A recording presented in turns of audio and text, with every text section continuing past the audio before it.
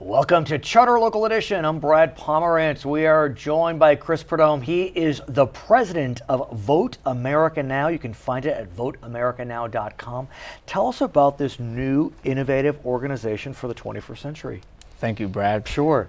Vote America Now focuses on millennials, voter education. We want to change the way young people look at the voting process. We want to change the way they look at America itself and civics itself. Just tell people all the time, just as much as you are engaged in the NFL or the NBA. Fantasy football, whatever it may be. Absolutely, absolutely. And at the end of the day, it's not so much people being involved in the league, they're involved in their teams because they understand the dynamics of the game.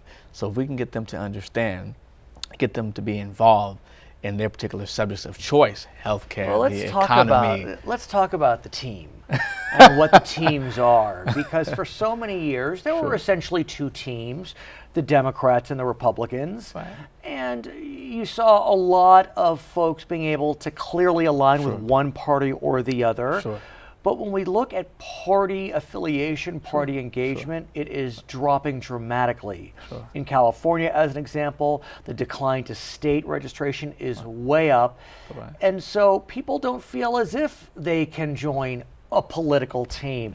You know, they may be socially liberal, but fiscally moderate, or they may be fiscally conservative, but socially liberal. You know, it goes all over the place. And they don't feel as if the parties speak to them. So what does that say to you, that there's no team? Well, when I say team, I'm referring to more of just like in the NFL, I believe it's 32. So there's each subject is kind of a quote unquote team. So let's say healthcare is an interest, gun control, the economy, jobs. There's different things that may interest different people, agriculture. And that's well stated, because you don't necessarily have to get involved in a political party. You can pick your team, and that team be water conservation. Or that team could be reproductive health, or pro-life, or whatever it may be. There are different ways. That's actually a very compelling way to look at it. I want to ask you, though, about the millennials and voting. And I use my wife. She's not a millennial, but I want to give an example of my wife. I remember she told me that in 1992, it was her first presidential election. She was going to college in Georgia at Emory University, and she went to vote, and all she did is she voted for president and left. And what that said to me is, that's like my one-person focus group. That's not uncommon. What young people do is maybe they'll vote in a presidential election and they don't vote ever again until 4 years later. How are you working to motivate, to explain, to inspire young folks to recognize that it's not just the presidential election that impacts you? The governor elects you, the mayor elects you, the initiatives impact you. I mean, you need to get involved. What we are doing is changing the way millennials look at the voting process by placing a value, a different type of value on the civic process. Prime example, we just recently teamed up with BET Networks, with the BET Experience, and did a very interactive, engaging exhibit. We participated in a celebrity basketball game. A lot of times I tell people this: we cannot do it the old way anymore. We can't do it just in churches or schools. We have to do it at NBA games, NFL games. We have to make it engaging and make it fun and give them an importance, and celebrities involved. They say, wow, we get it. And not every 4 years, continuously. And I remember in 1992, I go back to those days, you know, MTV and the Rock the Vote campaign was hugely successful. Whether you support Bill Clinton or not, that Rock the Vote campaign brought tremendous young voter turnout to his campaign. In 2008, Barack Obama, he energized the youth vote like we hadn't seen since Bill Clinton in 1992. We know in 2012 the youth vote was not as great as 2008. Better than some thought it would be, but we also know in off-year elections the youth vote is abysmal. Absolutely. It is just. Absolutely. And then if you think about in California, we have all these off-cycle elections. It's even worse. And so tell me more. I mean, you're on the right path about getting folks to recognize it's not just about the presidential election.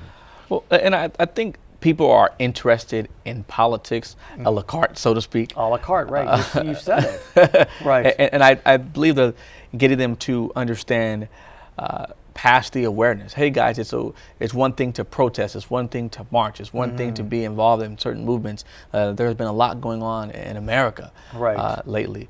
And it's not so much about just getting out there and being aware, it's more about moving and taking action to move forward. And let me ask you about a la carte politics, because I don't think that's necessarily a bad thing. But for example, right now, there's a lot of energy behind the Black Lives Matter movement, which, whether you agree with it or not, it's getting people involved. Absolutely. But how do you translate that into voter participation? Well, I'm glad you said that. We have been speaking with people constantly, our partners, about this, and it's a great question. I think what Black Lives Matter is doing, I think it's an effective awareness. Sure. Absolutely. But we also need to make sure, not that they're not, we also need to make sure that they're getting to the polls and getting involved in the process. That's the courage of the so many disenfranchised communities, which isn't necessarily just the African American community, it could be youth. I mean, millennials feel disenfranchised.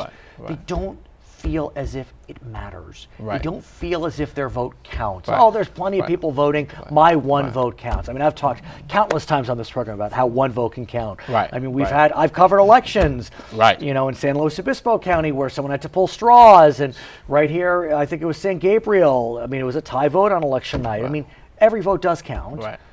But aside from those kind of quirks to the 2000 election in Florida, how do you get people to realize you need to get out there?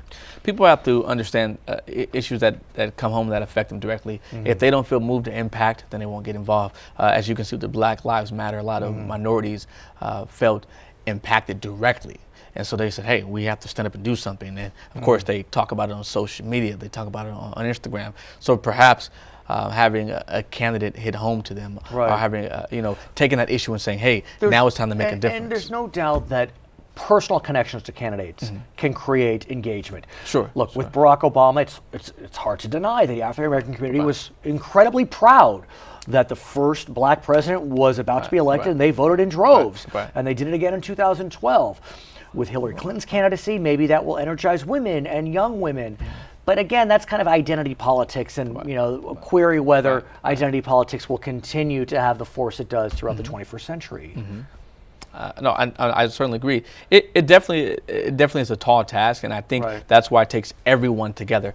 What we're working to do is to get everyone, especially across the nation, but especially in California, involved. When I say everyone, I mean the NBA, the NFL, and the music industry. And let me ask you, because I'm on Twitter at Brad Pomerance. I'm on Facebook, Brad Pomerance. And, my viewers sign up, but my viewers tend to be a little bit older. And so, while I'll have thousands of followers, I think about young celebrities that have millions of followers. And so what is Vote America Now doing to harness the power of social media? We are currently working with Charter. Yes, you are, and it's our pleasure. Thank you. On a Twitter town hall. Which we'll tell you more about later, another episode. Which we're very excited about. So we are working on things like that, and capturing the social media audience, and saying, okay, it's not just about, we don't want to wait just for an election cycle or wait till presidential candidates are putting up ads. We want to capture them now. So in addition to putting up information, we are doing things like the Twitter town halls and informing them about various issues and getting celebrities engaged to tweet. Absolutely. And then, his name was Chris Prudhome. He is the president and CEO of Vote America Now. You can learn more about it at voteamericanow.com. I'm Brad Pomerance. It's Charter Local Edition.